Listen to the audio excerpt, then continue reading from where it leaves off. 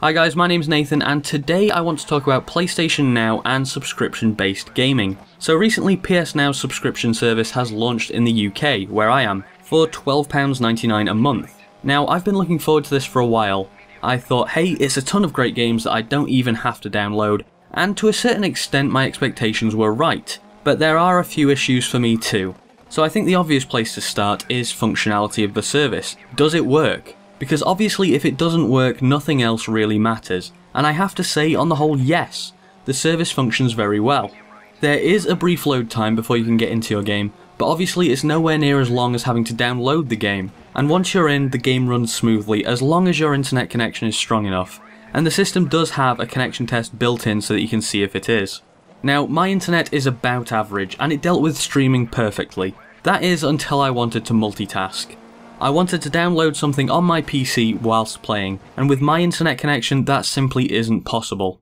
So that may be something to consider, especially if you have other people in your house that want to make use of the internet whilst you're playing your game. But moving on to the actual games that the service offers, and this is where my problems with PS Now start. They do have quite a few games, with possibly the most well known on offer being The Last of Us and the Uncharted series. But do you notice anything about those titles? Well, in case you don't, the first thing I thought was that they're both available in a remastered form on PS4 anyway. Now they do have a lot of other games, and I personally was excited to play some BioShock Infinite again. But then again, that is a game I've already played. And that brings us to another issue with PS Now, and that's, what is it actually for? If it's for replaying the games that you loved on PS3, it seems to me to be a poor version of backward compatibility that you also have to pay for. However, if you see yourself playing games that you've never played before and discovering new titles through this service, then maybe it does have some value. I personally have enjoyed trying out Guacamelee for the first time, and if I can find more games like that I've never tried and that interest me, then maybe I can see PS Now being a useful service.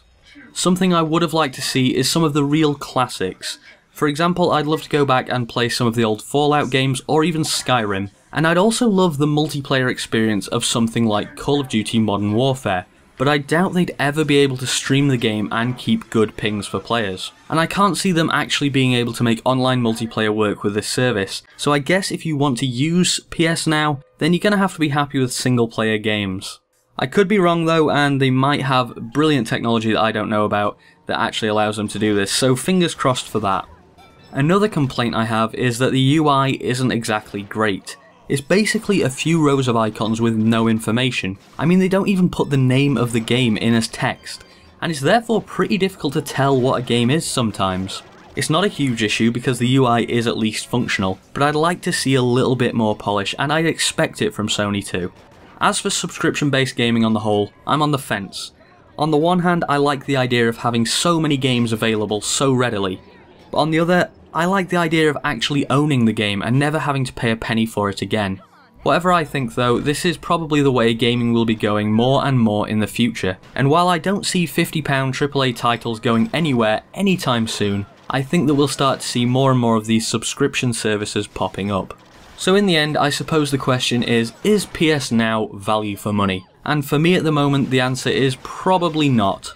I like the idea and I'm really happy with the fact that it runs very well 99% of the time. But the one thing that's really stopping me from subscribing right now is that the games offered at the moment just aren't worth £12.99 a month to me. But that certainly doesn't mean they won't be worth it to you. If you fancy a bit of Ratchet & Clank or some Dirt 3 rallying, then this service is great for you, and if they add more games soon, PS Now could be great for me too.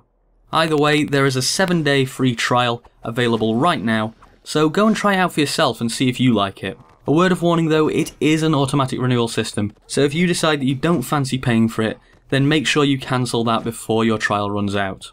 So that's about it for today guys. If you enjoyed the video, I'd really appreciate a like underneath, or even a subscription to the channel, that would really help me out. Anyway guys, thanks for watching, I've been Nathan and I'll see you next time.